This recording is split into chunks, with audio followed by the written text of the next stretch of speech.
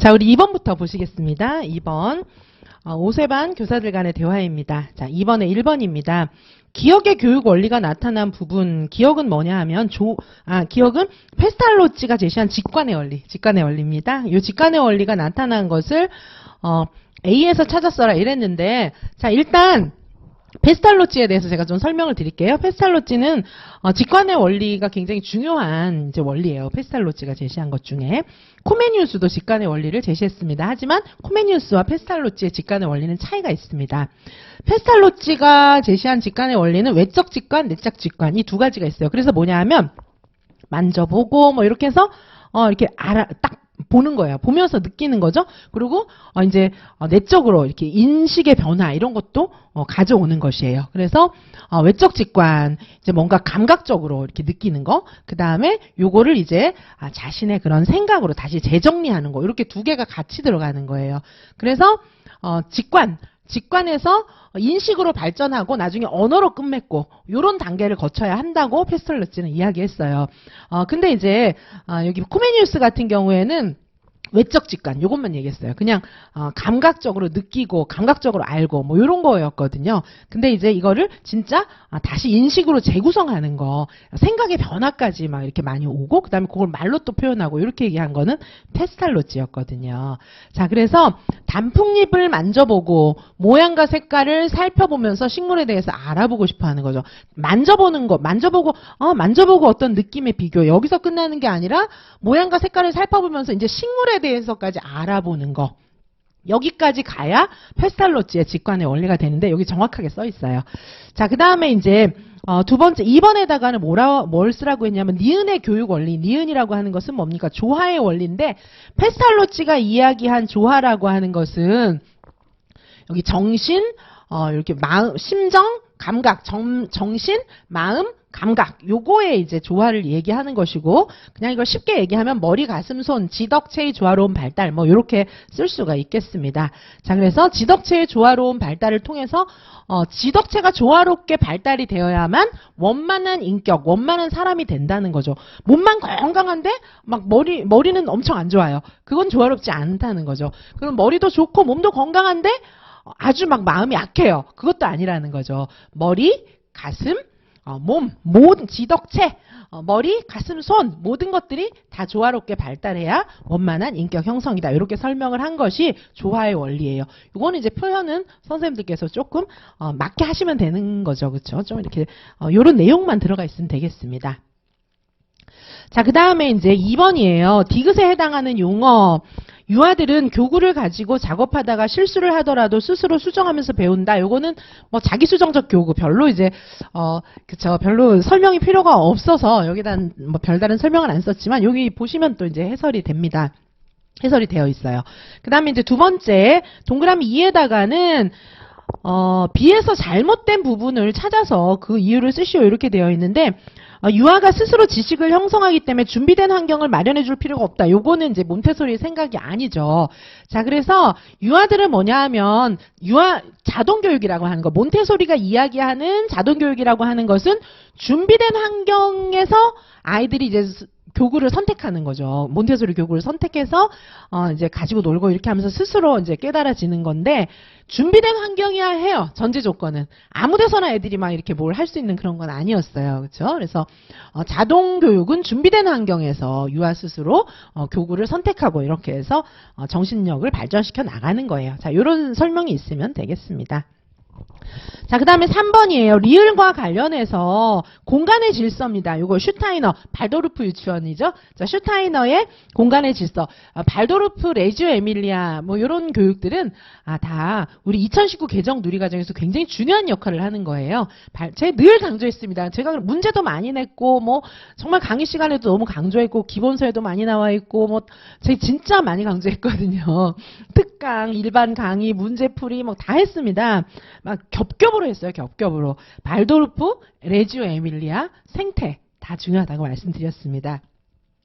자, 그래서 여기 보시면 이제 공간의 질서라고 하는 것은 사용한 물건들 이런 것들이 이제 제자리에 놓여 있는 거, 사물이 제자리에 놓여 있는 게 공간적 질서예요.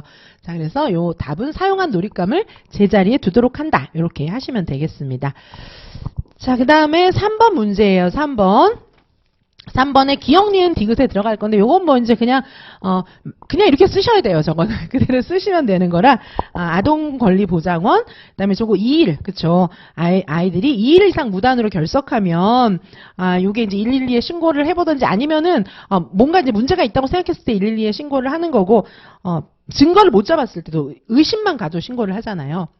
그 다음에 이제 방문해 봐야 돼요. 그냥 전화해보고 전화 안 받네 이러고 끊으시면 안 되는 거죠. 그쵸? 가봐야 됩니다. 갈 때는 이제 선생님이랑 공무원이랑 이렇게 그쵸 가셔야 되잖아요.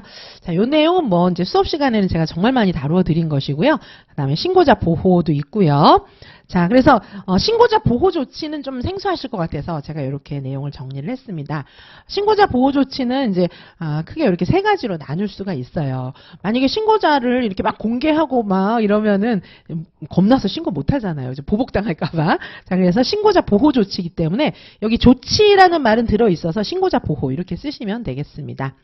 자, 그 다음에 이제 괄호 2번이죠. 괄호 2번에 리을은 동행 요청, 미음은 응급 조치인데요. 여기 아동학대 사례 개입 과정을 쭉 보시면은 여기 나와 있어요. 그쵸? 아이들이 이제 이거 흐려서 안 보이는데 아마 이제 출력을 하시거나 컴퓨터에서 보시면 보이실 것 같아요. 지금 여기서는 너무 흐려서 잘 안 보이죠.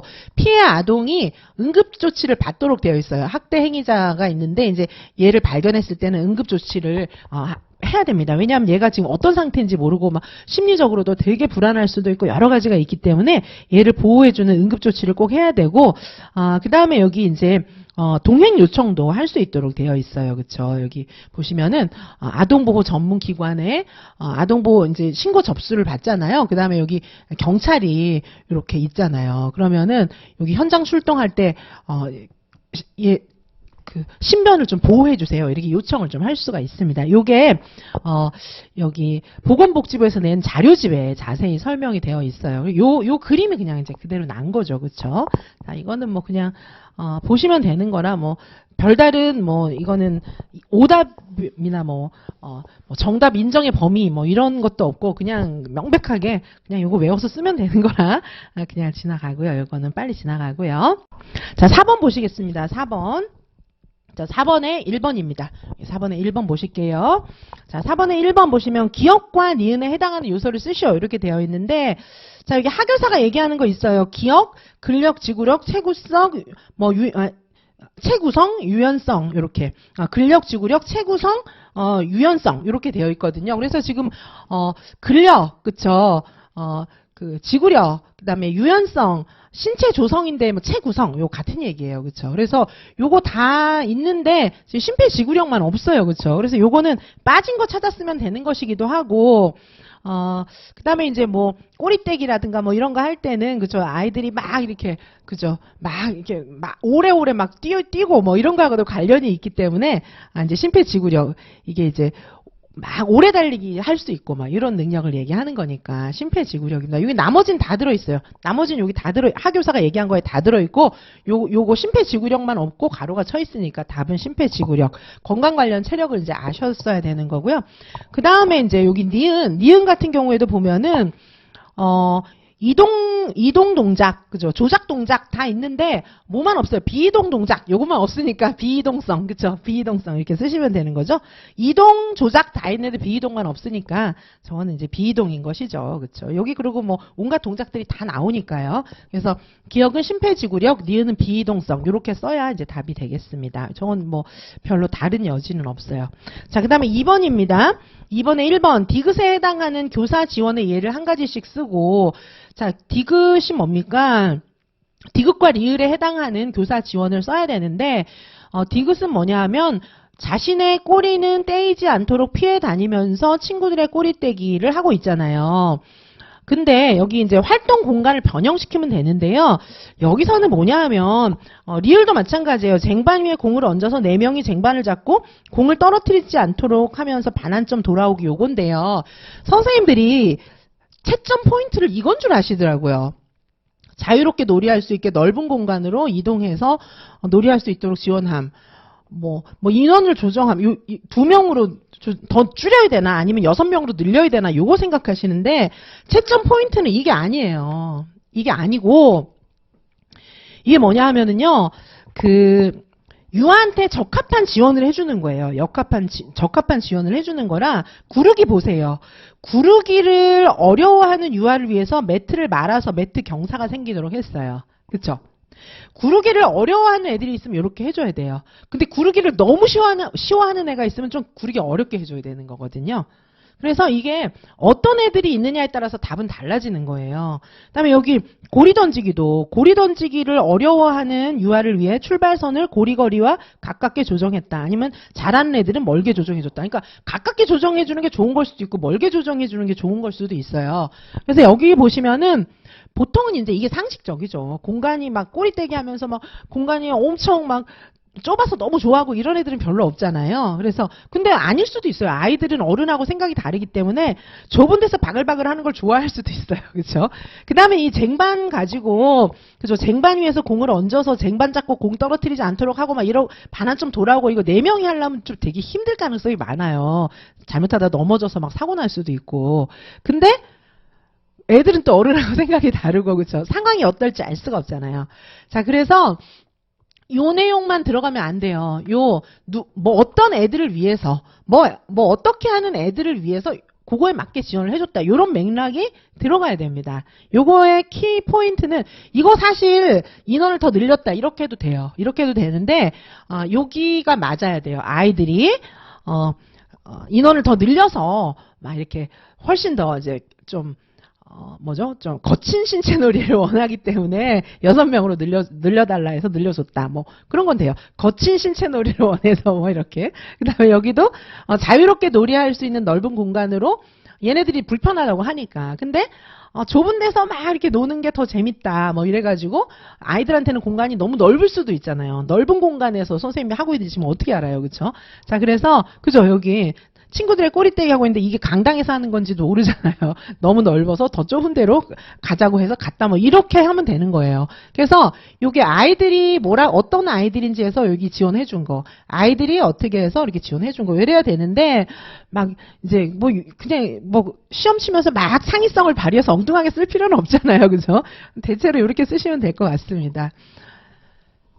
자, 이렇게.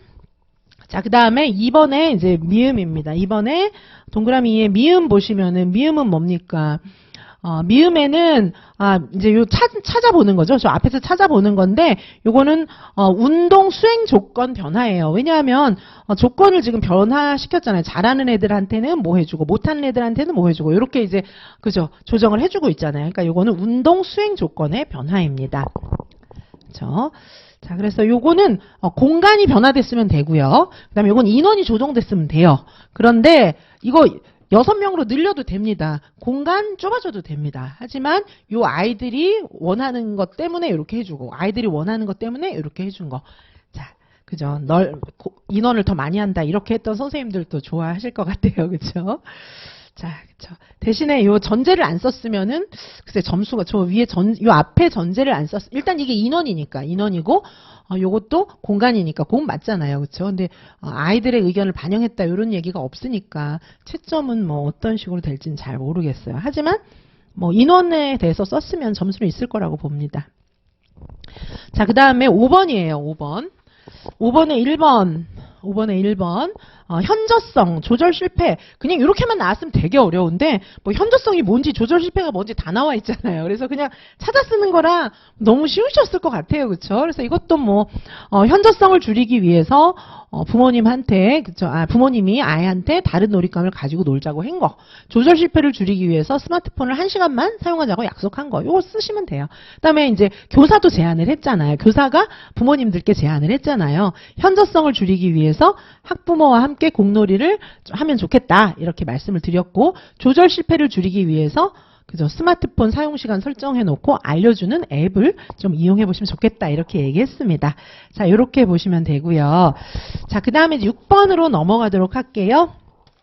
자, 6번입니다. 6번에 보시면, 6번에 1번. 자, 1번, A에 드러난 유아의 언어 발달을 위한 교사의 역할을 쓰고 뭐 이렇게 되어 있는데요. 이 이제 교사는 뭐 언어 습득 장치 LAD 뭐 이런 거 얘기하면서 아이가 그냥 이제 처음엔 되게 뭐 그죠 뭐 선생님이가 뭐 이렇게 얘기를 했는데 이제 똑바로 얘기를 하는 걸로 봐서 잘한다. 이제 그러니까 앞으로 좀 더 가면 더 잘할 거야. 뭐 이렇게 얘기하고 생각하고 있잖아요. 그런 얘기를 하고 있잖아요. 죄송합니다. 그런 얘기를 하고 있는데 이거는 이제 뭐냐 하면 이 선생님이 성숙주의적인 그런 접근법을 갖고 있다는 얘기잖아요. 자, 그래서 성숙주의적인 접근법을 갖고 있는 그 상태의 이 선생님의 그런 지원을 얘기하면 되겠죠. 어떻게 했냐면 기다려줬어요. 정확한 문장을 문법적 실수에도 고쳐 막 연습해 막 이렇게 한 게 아니고 기다려 주었습니다. 왜냐하면 앞으로 얘가 LAD가 있으니까 발달할 거야 이렇게 생각하고 그 다음에 뿐만 아니라 앞으로도 더 잘할 거라는 예측까지 하고 있어요. 그래서 이 선생님이 교사의 역할로 어떤 거냐면 기다려 주었고 앞으로 방향까지 예측하고 뭐 이런 건데 뭐 이 두 개 써라 이렇게 안 돼 있으니까 뭐 둘 중에 하나만 쓰셨어도 답은 됩니다. 그렇죠? 자, 그다음에 2번 여기 1번에 2, 동그라미 2. 그래서 B하고 C를 쓰는 거예요. B하고 C를 쓰는 건데 여기다가 B와 C의 근거에서 언어지도 방법을 각각 쓰시오. 설명하시오. 안 그러고 그냥 각각 쓰시오 이랬잖아요. 그럼 쓰면 돼요. 그래서 B는 발음 중심이고 C는 총체적이에요. 근데 이거를 이제 뭐 문학적도 비슷하긴 하죠. 문학적도 비슷하긴 한데 이게 이제 총체적에 좀 가깝다는 것이 많은 분들의 말씀이에요. 왜냐하면 이제 그런 건 상관없어요. 뒤에 뭐 문제에 뭐 총체적이 있으니까는 답이 안 되는 거 아니냐 뭐 이러는데 그런 거는 크게 상관없습니다. 그렇죠? 뭐 총체적 있어도 그럼 뭐 여기 뭐 단어 같은 거 똑같은 거 있으면 안 되잖아요. 단어 똑같은 거 많이 있는데 뭐 그렇죠? 그런 거는 상관이 없고 총체적에 좀 더 가깝습니다. 근데 여기 보시면은 그죠? 왜 총체적에 더 가깝냐 하면은 여기 이제 동화책을 선생님들이 이제 문학적 접근하고 헷갈리시는 거는 동화책을 줘서 문자에 관심을 갖게 했다. 요것 때문에 이게 혹시 문학적 접근법이 아니냐 이렇게 헷갈리실 수 있는데 그러면 총체적 접근법에서 동화책은 절대 주면 안 됩니까? 균형적 접근법에서도 동화책 절대 주면 안 됩니까? 무조건 동화책만 주면 뭐든지 다 문학적 접근법입니까? 그거는 아니에요. 그러면 예를 들면은 총체적 접근법, 환경인쇄물 같은 거 주면은 총체적 접근법이라고 볼 수 있는데 주변에 막 이렇게 문자 볼 수 있는 환경 꾸며놓고 이런 거는 총체적 접근법이지만 동화책은 절대 주면 안 되고 그런 건 아니거든요. 자, 그 다음에 균형적 접근법도 자음 모음 가리키고 한 글자 한 글자 읽는 거 가리킬 때 동화책을 소재로 쓰면 안 됩니까? 꼭 동화책 같은 거 없이 쓰게 해야 됩니까? 그런 건 아니에요. 그런 거 아니기 때문에 여기 이제 전체적인 내용을 보셔야 되는데 피아제에 의하면 아이들의 인지 발달이 이루어져야 언어 발달이 이루어지는데 아이들은 발달에 적합한 언어 지원을 해줘야 된다. 경험을 통해서 지식을 구성한다. 뭐 이런 얘기들이 전체적으로 나와 있고 문학적 접근법에 대한 설명이 많지는 않아요 지금. 그렇죠? 자, 그래서 총체적 접근법 보시면 우리가 알고 있는 로젠블렛이라든지 로젠블렛, 뭐 굿맨 이런 사람들도 다 총체적 접근법도 얘기를 했어요. 그렇죠? 그래서 그다음에 총체적 접근법에 이런 언어 영역별 지도 방법을 보면은 읽기 지도할 때 매일 한 권씩 책 줘서 읽어주기 뭐 이런 것들도 있어요. 생활 속에서 자유롭게 배우는 거잖아요. 근데 이제 문학적 접근법은 본격적으로 문학을 소재로 해서 이제 더 많은 활동을 하는 것이고 이거는 이제 총체적 접근법은 이제 자연스럽게 동화책도 생활 속에서 읽을 수 있는 접할 수 있는 그런 읽기 자료의 하나로 보는 거죠. 그렇죠? 그래서 답은 총체적 접근법이 더 맞습니다. 총체적 접근법이. 근데 문학적 접근법이라는 근거는 그게 많지는 않아요. 그렇죠? 총체적 접근법이라고 말씀하시는 분들이 훨씬 많았습니다. 제가 뭐 여러분하고 상의를 해보고 저도 생각을 해보고 그래서 근거도 지금 제시를 한 건데 그렇죠? 총체적 접근법이고 제가 관련 문제는 요런 이제 지문들이나 이런 것들이 다 제가 풀었던 문제에서 거의 많이 갖고 왔는데 그렇죠? 뭐 문제를 한두 문제 푼 게 아니었어요. 요 비슷한 문제들을 각 문제당 진짜 한 서너 번씩은 본 것 같아요. 제가 그래서 아이고 이거 찾기도 좀 어렵더라고요. 사실 그죠? 비슷한 문제가 너무 많아가지고 그러니까 한 문제당 여러 번 다뤄드렸어요. 정말 이거 쓰는 문제로 그렇죠? 단답 말고 서답하는 문제로 정말 여러 번 다뤄드렸어요. 자, 그 다음에 6번은 2번입니다. 동그라미 1에 다음에 해당하는 예를 기억에서 리을 중 한 가지를 찾아서 나머지 활동과의 차이점을 의문인식 측면에서 쓰고, 자, 동그라미 2에다가 미음과 관련된 의문 조작 유형을 쓰시오. 이렇게 되어 있어요. 자, 그래서 여기 보시면은, 요건 이제 어렵지 않으셨을 것 같아요. 그쵸? 여기, 민준이가 사과와 나비 그림책 제목을 보더니, 사각사각 할 때 요 사자를 보면서 사다 이렇게 하면서 한자 한자 이렇게 찾아 읽는 지금 그런 상황인 거죠. 자, 그리고 여기 기억 니은 디귿 리을 보시면 디귿만 그렇죠. 디귿만 지금 금자 카드 옮겨놓기, 살짝 카드, 뭐 금자 카드 뭐 이렇게 하고 있잖아요. 자, 그래서 이거는 한자 한자 이렇게 단위로 되어 있는 활동이기 때문에 디귿은 음절 인식 활동인 반면에 나머지는 리을 뭐 그렇죠. 뭐 이런 식으로 되어 있잖아요. 그렇죠. 그래서 기억, 잠깐만요. 이거,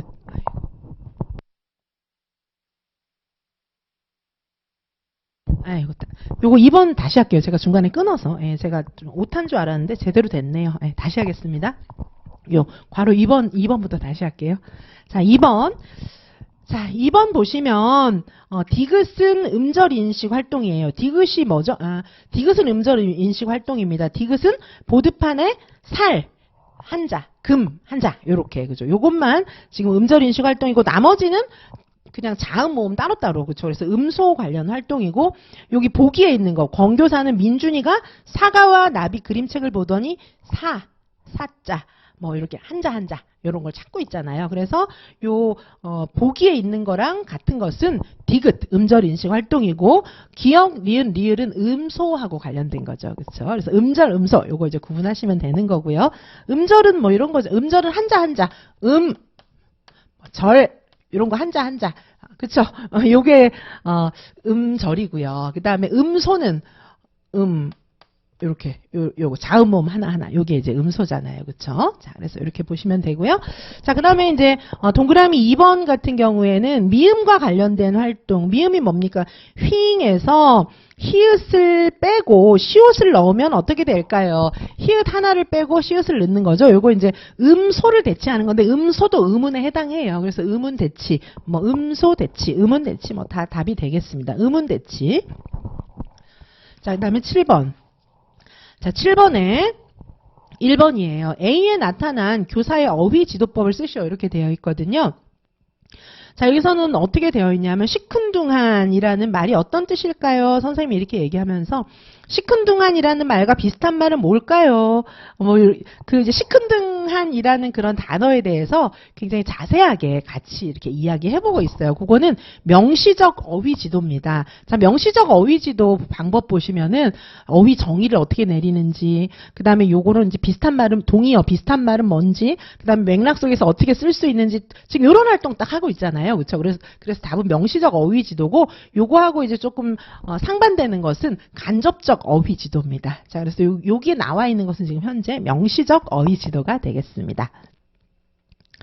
자, 그 다음에 여기 이제 2번, 그쵸? 다시 7번에 7번에 이제 2번을 보시면은 동그라미 1 A에 공통적으로 들어갈 말을 쓰고 동그라미 2 꾸며낸 이야기를 말하는 내러티브와 관련된 교사의 말을 비해서 찾아 쓰시오. 이렇게 되어 있거든요. 자, 근데 이제 내러티브 같은 경우에는 제가 정말 수업에서 많이 강조했고 문제도 많이 풀었어요. 내러티브적인 접근법. 왜냐하면 우리 해시리를 아무리 읽어도 특징이 뭐예요? 읽어도 머리에 남지 않는다. 이게 특징이잖아요. 해시리의 특징. 자, 그래가지고 그게 왜 그러냐 하면 우리가 과거에 익숙한 방식은 텍스트적인, 그죠? 텍스트적 접근법이에요. 텍스트적 접근법이에요. 텍스트적인 그런 문장에 익숙한 거예요. 이거는 뭐냐 하면 내용을 전달해 주는 거예요. 그래서 첫째는 이런 게 있다. 이렇게 요약해서 이제 과학적인 문장 이런 거고요.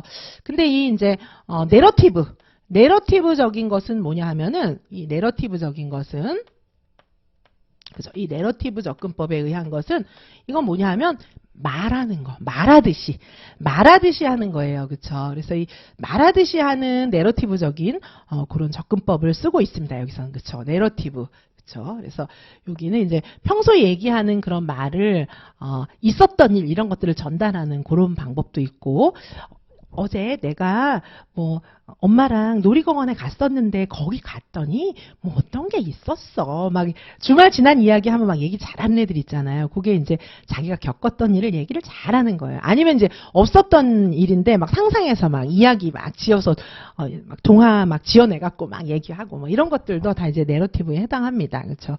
자, 그래서 여기 내러티브적인 접근으로 이제 기술이 되어 있으면은 여기 이제 그 말하는 사람의 이야기 소재나 뭐 이런 것들이 중요하다 보니까 이게 이제 이야기를 말하는 사람의 관점에서 이렇게 잘 풀어 쓰는 거예요. 풀어 쓰다 보니까 요걸 이야기는 조금 우리는 여기 텍스트적인 좀 과학적인 글에 익숙하기 때문에 내러티브 형식으로 써놓은 글들이 좀 익숙하지가 않은데 내러티브는 이제 내가 이야기하는, 화자가 이야기하는 거, 이게 굉장히 중요하게 가치가 있는 겁니다.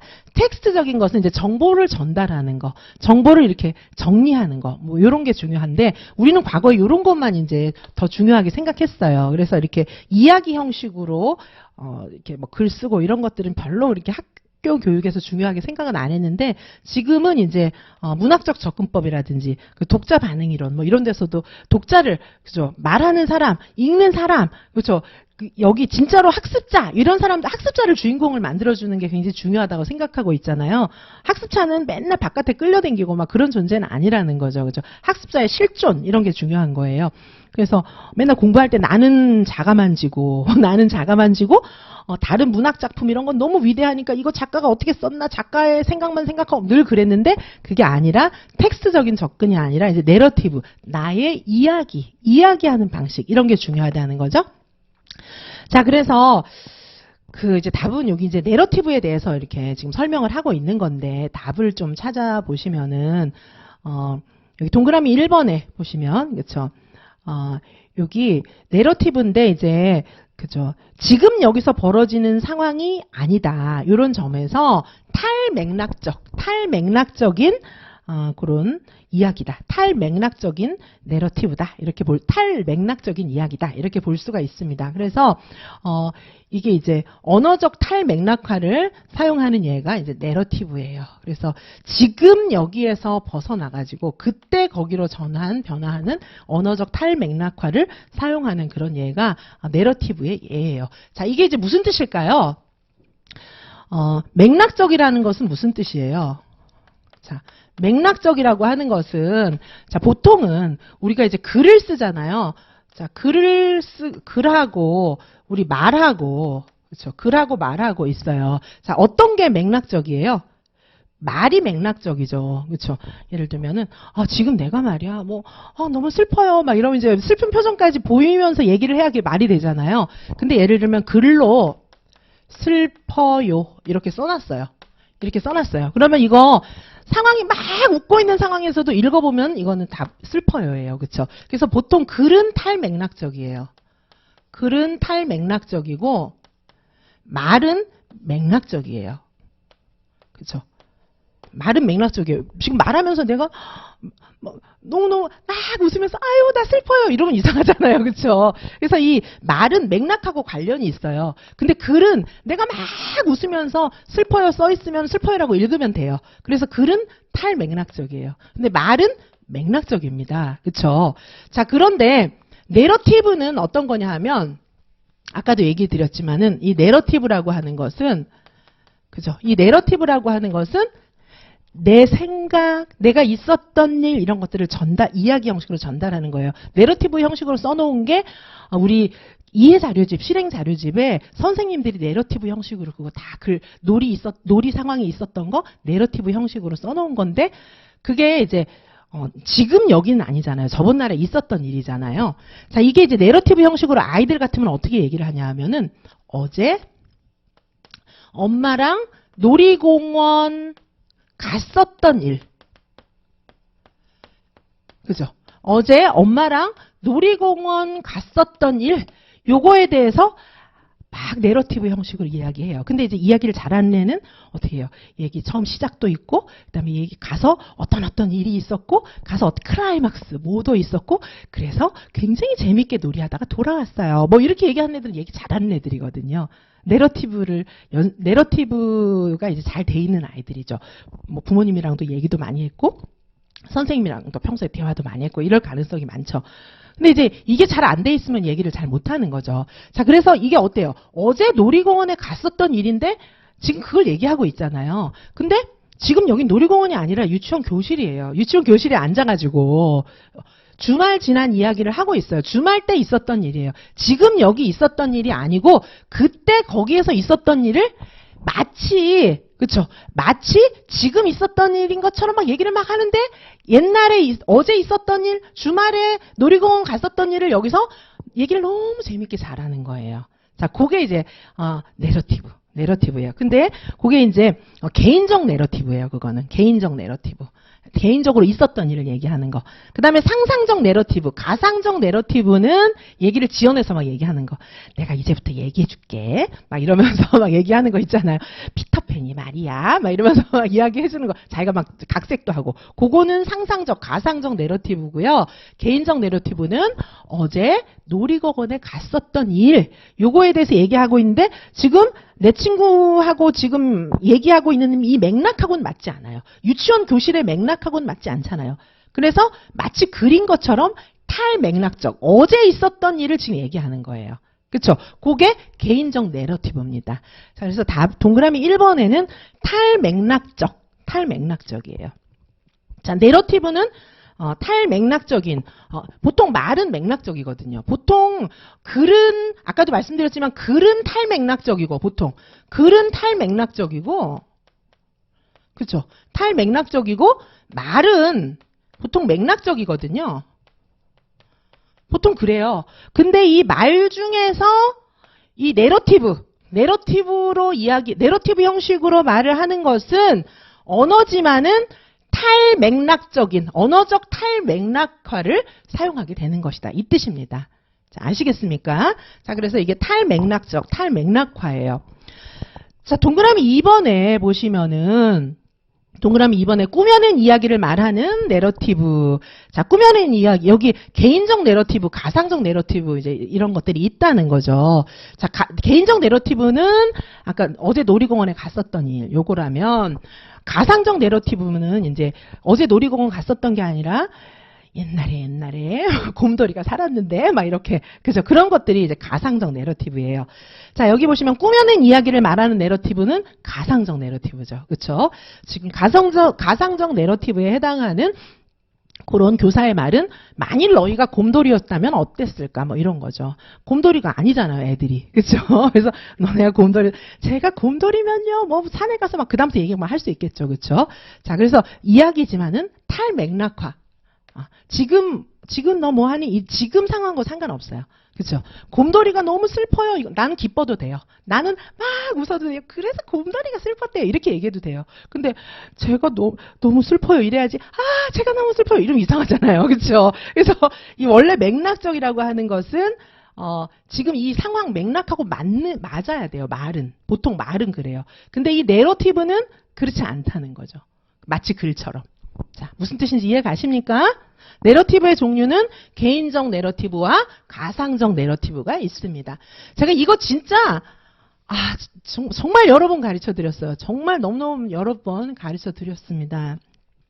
그리고 탈맥락화 저거는 제가 문제풀이반에서 저 개념만 설명 많이 했어요. 그건 이제 문자 언어와 음성 언어의 차이점 설명할 때도 문제로도 제가 많이 냈습니다. 사실 저거는. 자, 다음에 3번이에요. 3번. C에서 잘못된 부분을 찾아서 그 이유를 쓰고 그 1에다 쓰는 거고 동그라미 2에다가 D를 근거로 기억의 이유를 설명하셔요. 이렇게 되어 있거든요. 자, 이를 C에서 이제 잘못된 거를 찾아 쓰는 건데 그쵸? 이게 이제 어떻게 되어 있어요? 한 교사가 총체적 접근법의 기초에서 지도를 하고 있다고 하면서 다른 거는 다 총체적 접근법이 맞는데 자음, 모음, 결합 원리도 직접적으로 지도하는 거, 요거는 총체적 접근법에 입각한 지도 방법이 아닌 거죠. 그거 쓰시면 됩니다. 그건 이제 어려운 건 아니었어요. 그쵸? 자음, 모음, 결합 원리도 직접적으로 지도해요. 요게 이제 틀렸다는 거죠. 지문에 총체적 나와 있어도 앞에 답은 괜찮습니다. 그렇죠? 지문에 단어 나와 있는 게 한두 개가 아니기 때문에 괜찮아요. 이렇게 많은 글이 있는데 단어 하나 겹쳐도 상관없습니다. 자, 그 다음에 그죠? 2번, 동그라미 2번 같은 경우에 보시면, 동그라미 2번. 동그라미 2번은 문제가 뭐냐면, D를 근거로 기억의 이유를 설명하셔요. D가 뭐냐 하면은, 쓰기는 자신의 생각과 경험을 표현하는 거고, 말과 글의 관계에 관심을 갖도록 지도하고 있다. 뭐, 이렇게 얘기를 하고 있죠. 그쵸?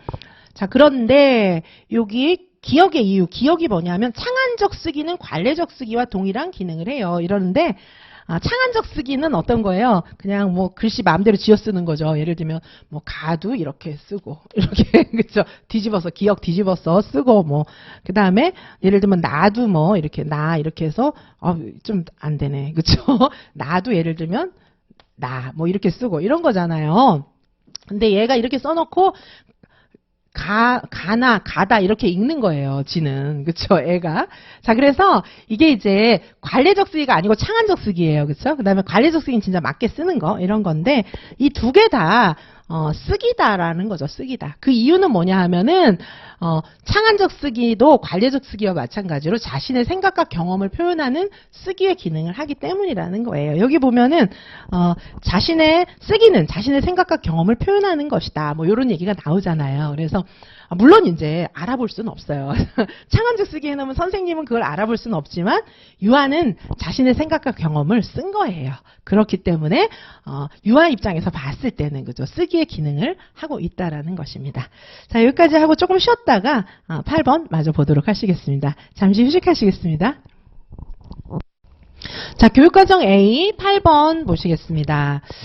자, 8번에 이제 1번이에요. 여기 노래만 이렇게 되어 있는데 노래만을 두 개의 형태소로 구분하고 자립성 측면에서 이 둘의 차이를 설명하시오. 이렇게 되어 있는데요. 자, 일단 이제 형태소 구분은 보통 이런 형태로 합니다. 노래 왜 이렇게 써질까요? 자, 노래 만 이렇게 줄로 형태소 구분하니까 이렇게 쓰시면 되고요. 그 다음에 이제 자립 측면에서 그죠? 자립성 측면에서 여기 노래는 요거는 이제 자립 형태소죠. 자립 형태소. 왜냐면 얘만 있어도 말이 되잖아요. 그냥 노래 이게 만 없어도 말이 되잖아요. 그렇죠? 요거 만은 그냥 만 이러면 뭐 이게 뭐야 이렇게 되잖아요. 그렇죠? 그래서 이거는 의존 형태소 이렇게 되는 거죠. 자, 이렇게 쓰시면 되겠습니다. 자, 추가적으로 여기 형태소의 개념 제가 설명해 두었습니다. 한번 보시면 될 것 같아요. 요것도 이제 제 기본서에 그대로 있어요. 기본서에서 이제 많이 다룬 내용들입니다. 기본서에 뭐 그쵸 자세하게 써 있습니다. 자, 그 다음에 2번이에요. 2번. 자, 기억에 사용된 음성 상징어의 유형. 기억은 모락모락이니까 이렇게 김이 모락모락 나고 뭐 이런 거 그냥 모습을 흉내낸 말이잖아요. 그래서 의태어입니다. 의태어. 자, 그 다음에 알베르토는 사람이 아니지만 사람처럼 말하고 사람처럼 행동하고 표현하고 마치 사람인 것처럼 하는 수사법. 그 의인법이 되겠습니다. 의태어, 의인법 이렇게 되겠습니다. 그렇죠? 그냥 비유법은 좀 안 될 것 같아요. 왜냐하면은 글쎄, 뭐, 이제 채점해 주시는 그 기준에 따라서 뭐 다를 수 있겠습니다만은, 왜냐하면 이제 너무 많아요. 비유법은 너무 많아서, 근데 이제 이런 문제들의 경우에는 좀, 제가 말씀드렸지만은 서답이 많고 막 이런 경우에는 출제진들한테 이제 많은 출제진들이 키워드를 물론 이제 만들지만은, 채점자들한테 이제 재량이 조금 크니까, 그렇죠? 잘 모르겠습니다만은 비유법은 되게 많은 비유법이 있기 때문에 의인법으로 쓰시는 게 가장 안전합니다. 자, 그 다음에 3번 보실게요. 말놀이애를 참고해서 니은 디귿을 쓰시오. 이렇게 되어 있습니다. 이거 2번 다시 할게요. 2번 제가 좀 자극적으로 말한 것 같아요. 2번 다시 할게요. 2번. 자, 2번 요거 다시 하겠습니다. 8번에 2번. 자, 2번입니다. 2번 보시면은 동그라미 1에다가는 기억에 사용된 음성 상징어 유형을 쓰고 동그라미 2에다가 다음에 괄호 안에 들어갈 말을 쓰시오. 이렇게 되어 있거든요. 자, 동그라미 1은 뭐냐 하면은 여기 이제 기억이 뭡니까? 모락모락이니까 뭐예요? 김이 모락모락 난다 이런 거잖아요. 모습을 흉내낸 거, 그러니까 의태어가 되겠습니다. 자, 그 다음에 이제 동그라미 2번이에요. 동그라미 2번은 알베르토는 사람이 아니고 알베르토는 노래를 좋아하는 다람쥐예요, 그렇죠? 근데 알베르토가 막 말도 하고 사람처럼 막 행동하고 막 이러거든요. 그 수사법 뭐예요? 사람도 아닌데 사람인 것처럼 해놓은 거 의인법, 그렇죠? 그래서 1번에는 의태어, 2번에는 의인법 이렇게 쓰시면 되겠습니다. 자, 다음에 이제 3번이에요. 3번에 말놀이의 예를 참고해서 니은과 디귿을 쓰시오 이렇게 되어 있습니다. 말놀이는 정말 제가 진짜 많이 다뤄드렸어요. 말놀이가 좀 이따 제가 좀 보여드리겠지만 말놀이는 정말 제가 논술에서도 다뤄드리고 교육과정에서도 문제반에서도 다뤄드리고 뭐 말놀이는 정말 굉장히 많이 다뤄드렸어요. 그래서 지금 말놀이의 사례가 나온 건데 말놀이는 굉장히 자유로운 거예요. 아이들이 그냥 자유롭게 막 말하면서 노는 그런 거기 때문에 이 답도 좀 창의적으로 쓰셔도 어느 정도는 돼요. 그래서 근데 이제 이 맥락에 맞아야 되겠죠. 그렇죠? 그래서 여기 니은에 들어갈 것은 뭐냐 하면 동물이 나오면 머리를 만진다인데 여기 행동이 나오면 박수를 친다. 뭐 이렇게 쓰시면 되겠습니다. 동물이었고 그러니까 행동이 나오면 동물이 나오면 머리를 만졌잖아요. 그러니까 다람쥐의 행동이 나오면 뭐 박수를 친다. 뭐 행동이 나오면 박수를 친다. 뭐 이렇게 하시면 되겠고요. 자, 그다음에 디귿에는 이제 머리 박수 다람쥐가 뛰어도 머리 만지고 박수 치고 다람쥐가 노래해도 머리 만지고 박수 치는 거니까 동물 다음에 행동이 나오면 머리를 만진 다음에 박수를 친다. 뭐 이렇게 좀 자유롭게 쓰시면 되겠습니다. 자, 그래서 선생님들께 제가 이제 요 자료까지 이제 같이 좀 올려드릴 건데요. 이지선 유아 임용해서 진짜 너무 많은 말씀을 드려왔어요. 계속해서 선생님들 서답식 준비하셔야 돼요. 중업적 사고력 준비하셔야 돼요. 막 이렇게 얘기를 많이 하셨기 때문에 제가 이제 그동안 다루어드렸던 내용을 간략하게 정리했어요. 이게 막 답도 달고 이러면 되게 많을 것 같은데 일단 간략하게만 정리했습니다. 자, 우리 2교시 교육과정 A 같은 경우에 1번 문제는 기억하시겠지만 교사의 자율성을 묻는 문제였고요. 그다음에 2번은 2019 개정 누리과정에서 그래서 유아가 경험하는 내용이다. 뭐 이런 내용이 들어 있었어요. 그렇죠? 그다음에 과거하고 달라진 누리과정 운영평가, 그다음에 유아평가 뭐 이런 내용들을 이제 다뤄왔습니다. 그래서 이런 내용들은 정말 다 굉장히 강조했는데 지금 몇 가지만 좀 제시를 해드리면 뭐 이제 굉장히 여러 번 강조했고 사실은 유아교육 과정 나중에 200제 거기만 풀었어도 뭐 거의 다 있었어요. 그 안에도 이런 유형의 그러니까 뭐 몬테소리가 있었다 이런 게 아니고 문제 유형이 아예 같은 것들이 좀 많았습니다. 자, 그래서 보시면 법장학 교육과정 누리과정 법장학 요거 제가 강의했었거든요. 여기 교육과정 A 문제를 그냥 예를 제가 들어드렸어요. 여기 보시면은 그렇죠. 문제가 다 누리과정 문제지만 기술하시오 서술형으로 다 문제를 내드렸고요. 그다음에 여기 이제 그죠. 유아, 진짜 누리과정에 대한 중요한 내용들, 이런 것들을 다 기술하게끔 그런 문제를 많이 내어드렸고요. 그 다음에 여기 보시면, 그죠. 자율성 문제 많이 다뤘어요. 교사의 자율성, 책무성, 요거 서술도 하고, 그냥 쓰기도 하고, 정말 많이 다뤄드렸어요. 자율성, 책무성, 이런 게. 사라초의 교사의 역할만 생각하시면 안 된다. 누리과정에서는 자율성, 책무성 이거 너무 강조하고 있다. 그거 자율성, 책무성의 의미도 제가 논술에서도 시험 문제 내고 많이 썼었어요. 사실 이렇게 저렇게 많이 훈련했었습니다. 그 다음에 또 보시면 진짜 누리과정 범장학 2회차에서는 보시면 아예 그쵸 여기 그죠 유아평가와 교육과정 운영평가를 실시할 수 있는데 그 유아평가와 교육과정 운영평가에 대해서 제가 문제를 사례로 들어서도 많이 풀었어요, 진짜. 지금 우리 시험 문제에 있는 것처럼 실제 사례 들어서도 여기서 유아평가 또 그 다음에 이제 교육과정 운영평가 요거를 좀 써봐라는 문제를 많이 풀었습니다. 근데 이제 그 중에 또 유아평가, 교육과정 운영평가에 대해서 제가 이렇게 문제를 또 다룬 거 하나 좀 실어드려 봤어요. 그쵸? 그 다음에 이런 평가 결과 활용 방안 뭐 이런 것도 그쵸 거의 뭐 같은 유형입니다. 그렇죠? 그리고 여기 보시면 제가 아예 그때 당시에 이렇게 줄을 그어 놓은 거예요. 해설해 드리면서 성장과 변화, 특성과 변화, 뭐 교육과정 운영평가는 통합적 경험 뭐 이런 거, 놀이를 통한 경험 뭐 이런 거, 상황과 맥락 뭐 이런 거 제가 중요한 거 이렇게 줄 그어 드렸었고요. 그때 공부했던 그 내용이 시험에 이제 사실 그대로 나온 거죠, 지금.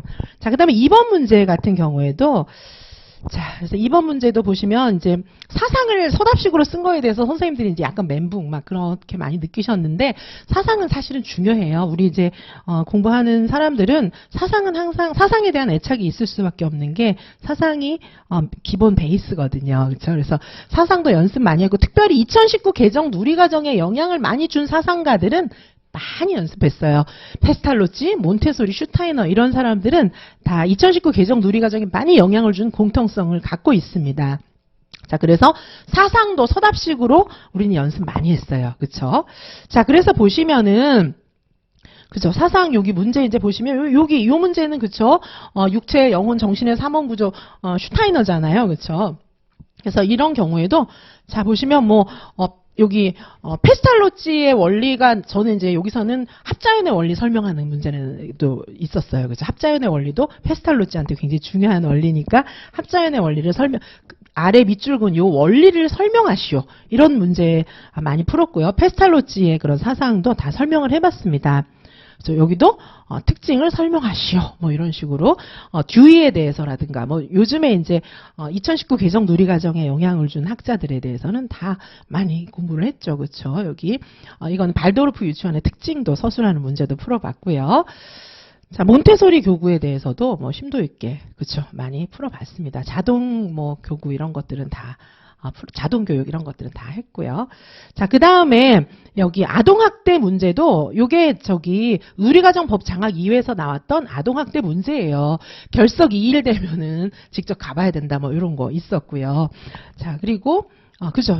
뭐 아동학대 관련해서는 이모저모로 좀 많이 다뤘습니다. 자, 그리고 여기 이제 운동적성, 뭐 운동 능력 이런 개념들은 굉장히 비중 있게 다뤄서 단권화 정리반에서 정말 물론 이제 응용 문제는 많이 풀었어요. 근데 단권화 정리반에서부터 이런 그죠 개념의 위계들을 정확하게 정리를 했습니다.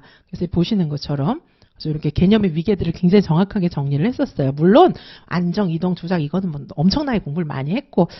그렇죠. 그리고 요 문제도 많이 풀었어요. 물론 다 서답식으로. 그렇죠. 여기 보시면 그렇죠. 여기 이런 문제. 박교사의 대화 내용에 적합한 지도의 방향을 설명하시오. 사례를 찾아서 쓰고 지도 방향, 지도 방법을 설명하시오. 요 사례를 보고. 그런 문제는 우리는 많이 풀어봤습니다. 사실 저 정말 문제 많이 냈어요. 그런 문제. 그리고 여기도 보시면 능력 요소를 쓰고 그 개념을 설명하시오. 이런 식으로. 그렇죠. 거의 문제 유형이 같습니다. 자, 여기도 보시면 두 활동 사례에 근거해서 해당하는 요소를 각각 설명하시오. 설명하고 대화를 보고 지도 방법도 설명하고 막 지도 방법 예시하고 이런 문제는 전 정말 많이 냈었어요. 자, 그렇죠? 자, 서답식 답안 작성반도 또 따로 있었기 때문에 서답식으로만 문제를 다 푸른 반이 또 있었습니다. 그렇죠? 거기서도 보시면은 뭐 어떤 두 번째 단계에서 할 수 있는 활동을 한 가지 예시하시오. 이런 문제 굉장히 많이 냈었거든요. 동작교수법을 뭐 설명하고 예시하고 이런 것들은 굉장히 많이 뭐 부분 다 풀었어요. 자, 그래서 선생님들께서 이제 뭐 요렇게 공부를 앞으로도 하시는 게 좋으니까 참고로 제가 더 보여드릴게요. 스마트폰 많이 다뤘습니다. 그럴 수밖에 없는 게 스마트폰이 2019 개정 누리과정 59개 내용에 아예 스마트폰 이렇게 딱 나와 있어요. 그죠? 그래서 이게 스마트폰을 바르게 사용하는 게 뭔지 선생님들한테 스마트폰 안전교육도 있거든요. 사실. 그래서 그럼 스마트폰이 무슨 뭐 흉기도 아니잖아요. 스마트폰 들고 있으면 뭐 다치는 건 아니잖아요. 자, 그 스마트폰 안전교육은 어떻게 해야 되나 이런 문제도 많이 다뤘었고요. 칼 이런 거는 뭐 그죠? 좀 죄송하지만 칼 좀 너무 좀 과격했네요. 아무튼 뭐 이렇게 위험한 도구는 아니잖아요. 스마트폰 이렇게 짚고 있다고 피가 나고 이런 건 아니잖아요. 그렇죠? 자, 그런데 스마트폰 안전교육 어떻게 하나 도대체. 그렇죠? 자, 그런 문제부터 시작해서 이제 많이 다뤘었어요. 59개 내용에도 있을 뿐만 아니라 코로나19 상황에서 어떻게 됐어요? 대면 수업 말고 비대면 수업이 많았기 때문에 스마트폰, 컴퓨터 이런 것들을 활용을 많이 하면서 수업을 해왔어요.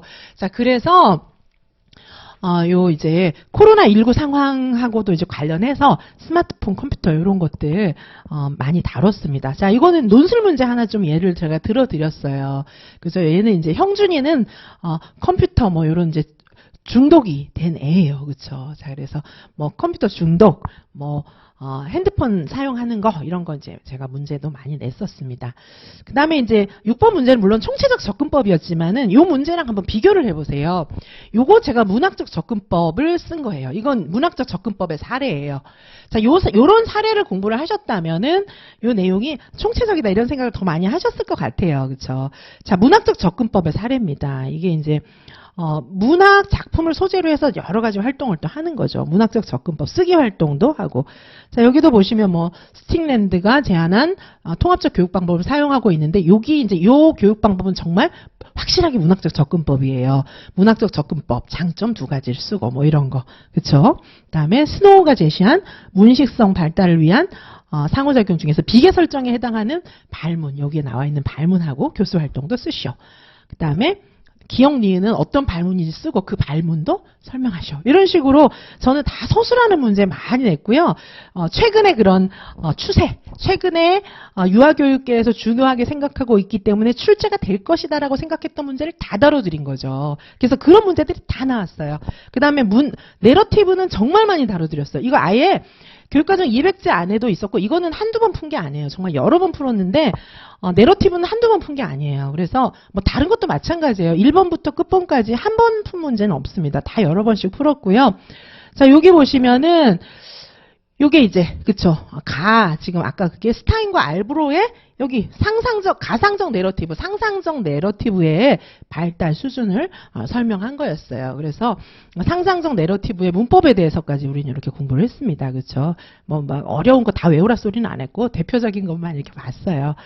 자, 그래서 여기 내러티브도 봤고 말놀이는 뭐 너무너무 많이 다뤘어요. 문법 논술에서도 다뤘고 그다음에 여기 이제 많이 다뤘어요. 왜냐하면은 2019 개정 누리과정의 59개 내용에 하나예요. 말놀이와 이야기 짓기를 즐긴다. 이게 아예 59개 내용에 들어가 있는데 이 말놀이를 모르면 안 되겠죠. 말놀이가 뭐 그냥 뭐 쓸데없는 말놀이 하는 거 이런 거겠습니까? 이 말놀이 연구 굉장히 많아요. 그래서 말놀이에 관한 연구가 너무너무 많았기 때문에 우리가 뭐 연구를 다 어려운 논문을 다 볼 필요는 없지만은 제가 정리해서 말놀이가 뭔지 자세히 알려드렸습니다. 자, 말놀이 수업에 관한 우리 말놀이가 지금 어디에도 나와. 이게 뭐 같아요? 이거는 우리 의사소통 영역에 통합적인 활동 나와 있는 거예요. 해설서에 있는 겁니다. 그래서 요걸 문제로 해가지고 그렇죠. 제가 그리고 이제 이건 말놀이의 성격이에요. 이건 말놀이가 뭔지, 말놀이의 성격. 그래서 지금 사실은 나온 문제보다도 훨씬 더 수준 높게 공부를 해보았어요. 말놀이의 특징. 그죠? 2019 개정 누리과정의 범주 내용 이렇게 설명하는 거. 요 비슷한 문제들이 지금 오늘 많이 나온 거죠, 사실. 그래서 이렇게 정리를 해보았습니다. 자, 교육과정 A 해설은 여기서 마치고요. 이제 교육과정 B로 넘어가도록 하겠습니다. 자, 교육과정 B의 1번 보시겠습니다. 1번. 기억에 해당하는 환경교육의 내용 한 가지. 자, 기억에 해당하는 환경교육. 북극곰을 내가 지켜주고 싶어. 요거에 해당하는 환경교육의 내용을 한 가지 쓰라 했어요. 그쵸? 좀 헷갈리셨을 수 있을 것 같은데, 자, 최근의 환경교육을 보시겠습니다. 최근의 환경교육은 대체로 이제 어떻게 되어 있냐 하면은, 지속 가능한 발전 교육에 포커스를 맞추고 있어요. 그래서, 지금 세대의 요구를 충족시키면서 미래 세대의 요구를 충족시키는, 그래서 환경교육이라고 하는 것이 이제 지금뿐 아니라 후손들에게도 영향을 미친다. 이런 생각을 가지고, 지금만 생각하는 게 아니라 후손까지 생각하는 환경교육, 여기에 포커스를 맞추고 있습니다. 지금 뭐 나무를 심자, 뭐 아니면 나무를 꺾지 말자, 이거를 넘어서요. 그래서 지금뿐 아니라 이제 다음 세대까지 영향을 줄 수 있는 환경교육이 최근의 환경교육의 추세예요. 유아교육, 우리 2019 개정 누리과정에도 지속가능한 발전 교육에서 추구하는 그런 사상들이 많이 들어가 있습니다. 자, 그래서 환경교육의 방향은, 최근의 환경교육의 방향은 지속 가능한 발전 교육이에요. 자, 이런 내용들은 제 기본서하고 문제 엄청 많았기 때문에 거기서 발췌해 온 거예요.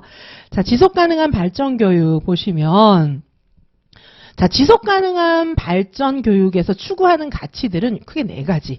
인권 존중, 생태적 다양성, 그다음에 문화적 다양성, 미래 세대 존중. 이렇게 크게 4가지 정도로 볼 수가 있겠습니다.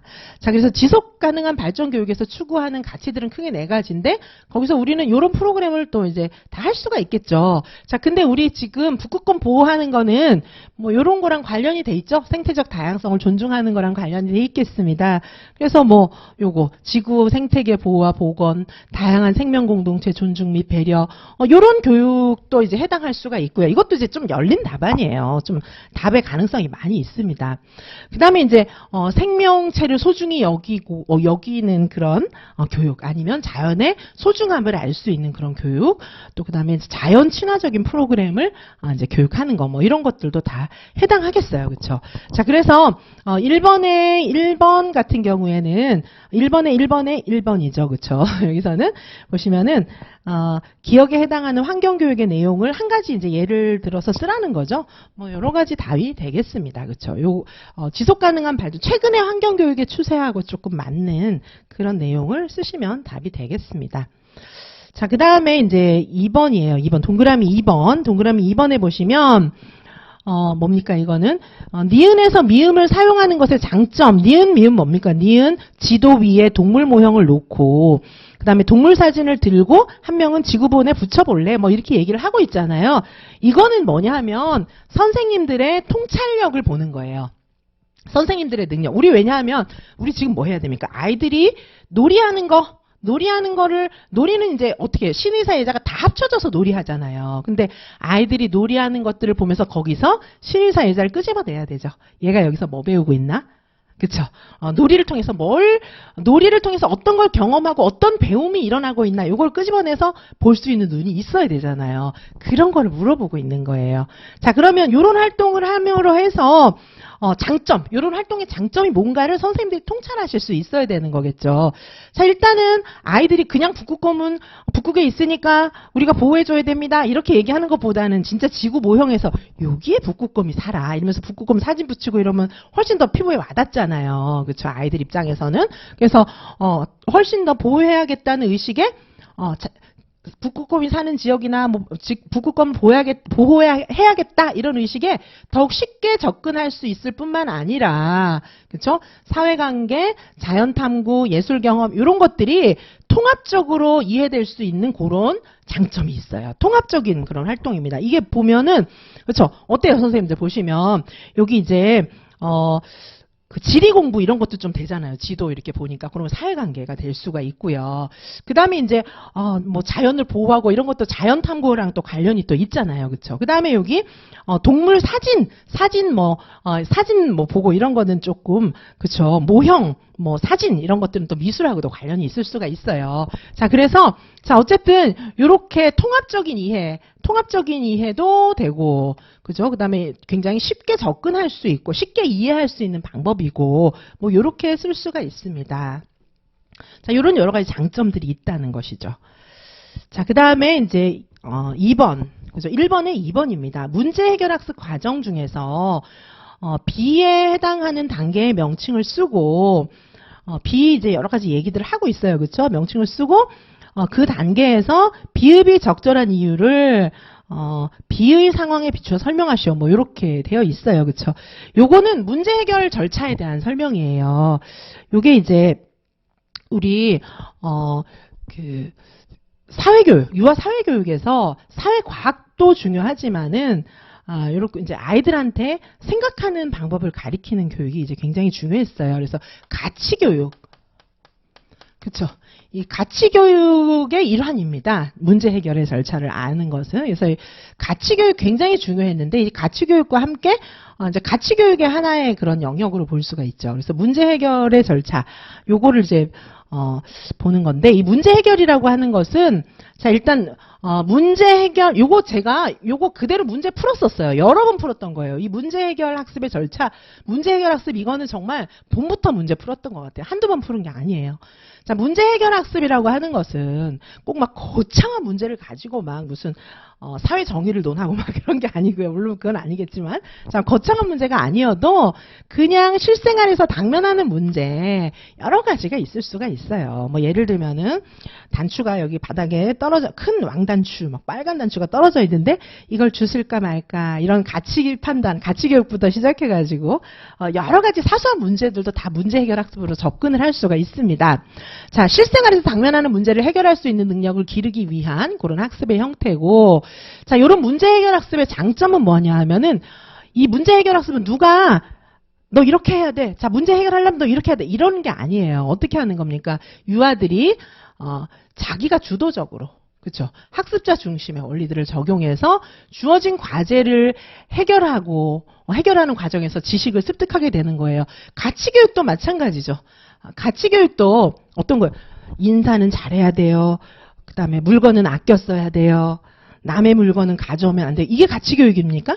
그건 가치교육이 아니에요, 그거는. 그건 가치교육이 아니고 어떤 상황에서 내가 내 가치를 확인하고 나의 가치는 어떤 것인가. 그 다음에 내가 내 가치에 의해서 선택하는 것은 어떤 것인가. 이런 것들을 뭐 거창한 문제 아니라도 사소한 문제부터 자신의 가치를 명료화하고 그 가치를 연습하고 내 가치를 계속 명료화해 가야 돼요. 아직 가치가 생겨있지 않는 것들도 있기 때문에 그런 것들이 가치교육이고, 이런 가치교육의 하나가 문제 해결 학습이에요.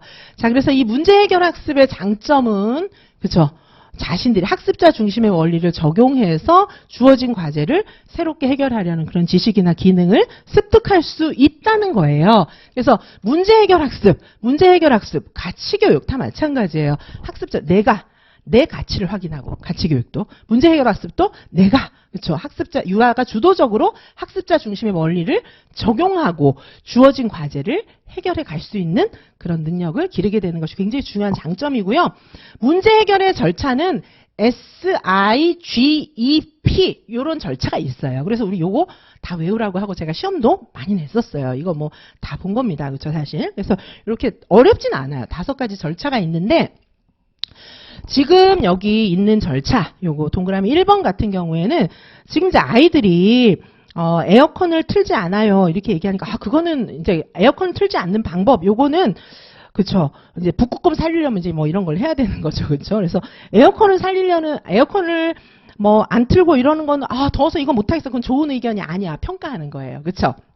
그 다음에, 자동차를 타지 마세요. 자동차를 안 타면 돼요. 이랬더니 안 돼. 그럼 유치원 어떻게 와? 그건 안 좋은 의견이야. 이렇게 평가를 하고 있는 거예요. 그래서 여기 이 단계는 생각을 평가하도록 도와주는 단계예요. 생각 평가하는 단계입니다. 자, 그리고 동그라미 2에다가는 이 단계에서 비읍이 적절한 이유, 그죠? 비읍이 적절한 이유를 상황에 비추어서 설명하시오. 이렇게 되어 있거든요. 자, 여기 비읍이 적절한 이유, 요거는 이제 오늘부터 종이 아껴 쓰기 해요. 뭐 이렇게 얘기를 하고 있잖아요. 근데 이게 이제 왜 적절합니까? 여기서 유미가 오늘부터 종이 아껴 쓰기 하자고 했는데 이게 왜 적절하냐 하면은 이 모든 아이들이 주도적으로 자신의 의사를 표현하면서 결정했기 때문에 요거는 굉장히 바람직하다는 거죠. 어차피 문제 해결 학습에 그런 굉장히 장점이 되는 것입니다.